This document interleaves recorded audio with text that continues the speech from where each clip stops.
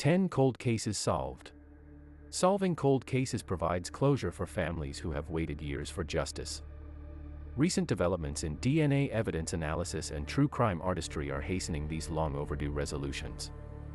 Unfortunately, closing a case also means bringing up painful memories associated with these tragedies. However, knowing the full truth of what happened can bring peace of mind to loved ones of murder victims whose deaths have been shrouded in mystery and heartbreak. With the increasing use of DNA analysis, cold cases are being solved faster than ever. In the past, cold murder cases could remain unsolved for decades due to a lack of evidence. However, modern advances in DNA technology mean that police can now solve the most long-term murder cases and overturn wrongful convictions. For example, in Germany in 2023, a man was arrested as a suspect in a 1988 cold murder case after police used DNA analysis to match the suspect's profile with evidence from the crime scene. Moreover, in 2017, DNA testing exonerated 71-year-old Craig Coley of a double murder he was wrongfully convicted of in 1978. True crime media and stories have become increasingly popular in recent years, as they provide a medium to explore the intricacies of unsolved cold murder cases and other mysteries. While it is easy to dismiss true crime solely as entertainment, its presence in society has undeniably contributed to solving historical cold cases. Michelle McNamara, an American true crime author and journalist, wrote a best-selling book about the Golden State Killer, which was published posthumously after her death in 2016. Her book turned into an HBO docuseries titled, I'll Be Gone in the Dark, and 2 months after its release, police arrested and later convicted serial killer and rapist Joseph James DeAngelo. The true crime genre does more than sell books. It brings attention to previously forgotten cases and helps generate public interest in unsolved crimes. Thanks to advances in forensic genealogy and other cutting-edge technologies, forgotten crimes can now be re-examined with much greater accuracy, unlocking new leads that would otherwise remain hidden with the support of specialized DNA databases. At the same time, the popularity of true crime books, TV series, and podcasts have raised public interest in unsolved mysteries, encouraging citizens to submit any additional evidence or tips that could help bring closure and justice to victims' families. These two forces have ushered in a new era of cold case solving. Check out this list of 10 cold murder cases that have been solved thanks to modern DNA analysis and true crime journalists. Each of these cases was considered unsolvable until advances in forensic science and mainstream media made it possible to bring long-awaited closure and justice for the victims' families. 1. Conviction of the Golden State Killer, 1974 to 1986, solved through DNA evidence. Joseph James DeAngelo was arrested and charged with 13 counts of murder in 2018, linked to multiple unsolved cold cases that dated as far back as 1974. To find him, investigators used public genealogy databases matching the efforts with data obtained from the victims' relatives, leading them closer and closer until they found DeAngelo himself by using his discarded items, such as razors and napkins, to obtain his DNA, which connected him to 13 murders, 51 sexual assaults, and 120 burglaries. The HBO limited series, I'll Be Gone in the Dark, released shortly before DeAngelo's arrest in 2018, featured the case of the Golden State Killer, as told through interviews with victims, family members, and investigators, providing an in-depth look at how this unsolved case was eventually solved. In 2020, The Guardian reported DeAngelo was sentenced to life in prison without the possibility of parole. 2. Murder of Susan Berman, 2000, solved through witness testimony. Robert Durst is a New York real estate heir who has been accused of, and convicted of, several criminal activities. He was initially arrested in 2001 for the murder of his neighbor in Galveston, Texas, but he was eventually acquitted after claiming self-defense. The investigation into this case reignited in 2015 when Durst was a key suspect in the disappearance of his first wife, Kathy McCormick Durst. The documentary series, The Jinx, The Life and Deaths of Robert Durst, detailed the alleged criminal activities. On the same night the final episode aired, Durst was arrested for the murder of Susan Berman, his longtime friend, who knew the truth about the disappearance of Durst's first wife. In September 2020, Durst was sentenced to life in prison for the first-degree murder of Susan Berman in December 2000. Shortly after, he was charged with the murder of his first wife, but it never went to trial. According to The Guardian, Durst died in a California hospital in January 2022 while serving his life sentence. 3. Murders and sexual assault of Lloyd Dwayne Bogle and Patricia Kalitsky, 1956, solved through DNA evidence. In 1956, 3 boys discovered the body of 18-year-old Lloyd Dwayne Bogle near his car with a gunshot wound to the head, the victim's hands tied behind his back. The following day, a county road worker uncovered 16-year-old Patricia Kalitsky's body north of Great Falls. She was shot and sexually assaulted. These killings remained unsolved until June 2021, when investigators announced they had used DNA evidence and forensic genealogy to crack the case, making it one of the oldest cold cases solved using these methods. Unfortunately, the killer, Kenneth Gould, died in 2007. Still, according to NPR, his surviving family members cooperated with investigators and gave their DNA samples to confirm he was the murderer, bringing closure to a 60-year-old case. 4. Death of baby Teresa, 2009, solved through DNA evidence. In 2022, new developments in the 2009 baby Teresa case were revealed. A moniker given to a nameless newborn found by the side of a road, the body of baby Teresa was found on June 5, 2009, deceased and tied up in a garbage bag near Teresa, Wisconsin. DNA evidence identified baby Teresa's biological parents, Karen Luttinen, and her boyfriend, who was not named in the case.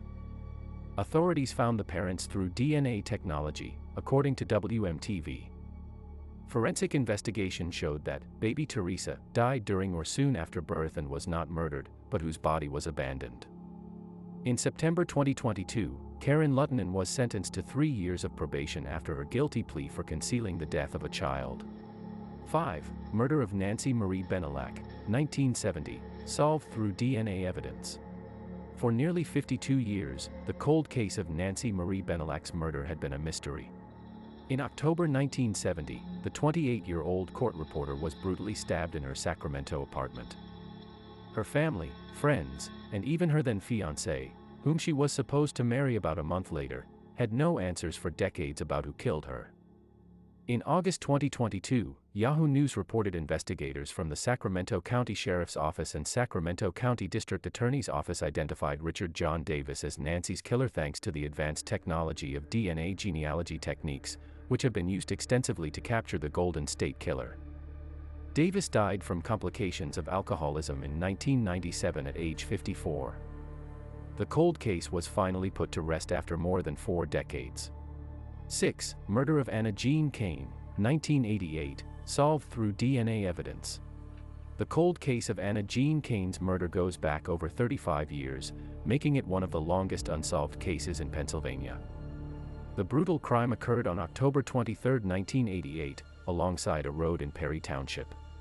After decades of dead ends, breakthrough DNA genetic genealogy technology has finally identified Scott Grimm as the killer.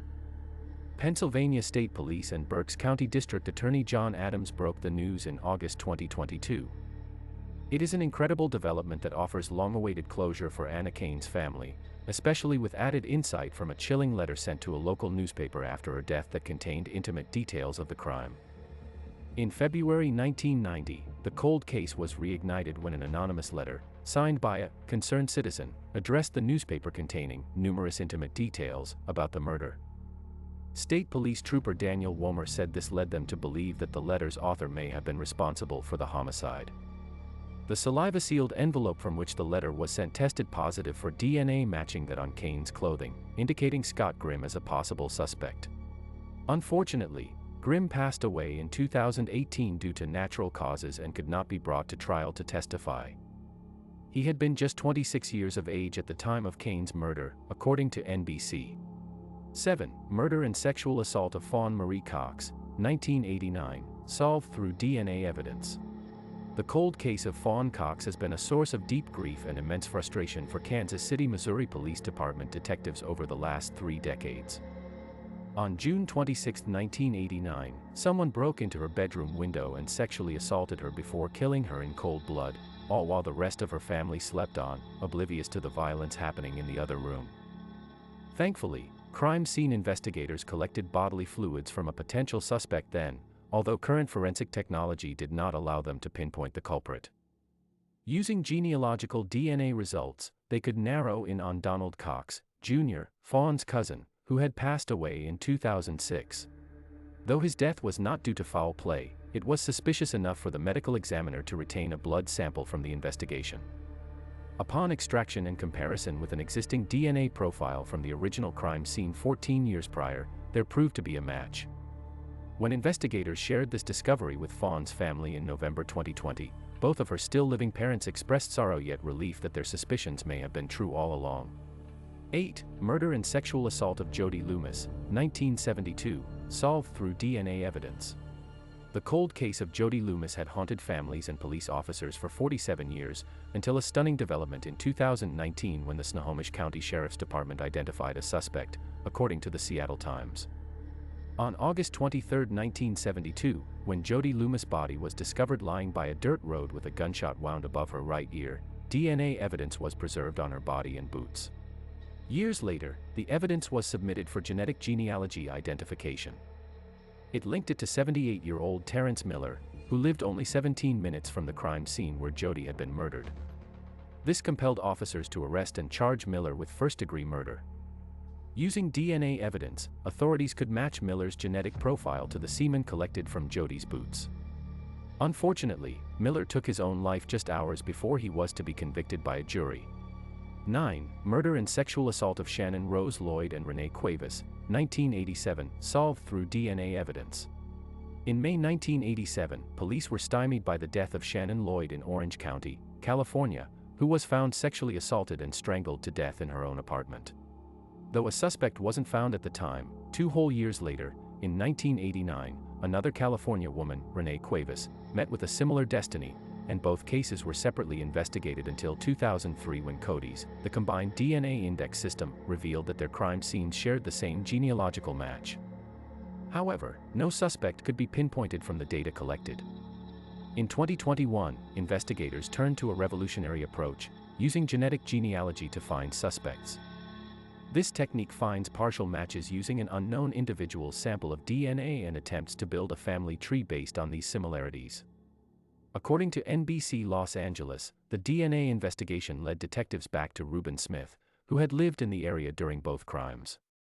It was revealed that he had a criminal record for sexual assault and attempted murder in Las Vegas dating back to 1998. A DNA sample taken then was later used to connect him to the cold case murders. In 1999, Mr. Smith died by suicide. 10. Murder of George and Catherine Peacock, 1989, solved through DNA evidence. After a cold case of 33 years, the mystery surrounding the 1989 murders of George and Catherine Peacock of Danby, Vermont, had finally been cracked. The couple, aged 76 and 73 at the time, had been stabbed to death in their home with no signs of forced entry. Michael Louise, the Peacock's son-in-law, was identified as a suspect a few weeks later, but he remained free due to an absence of hard evidence against him.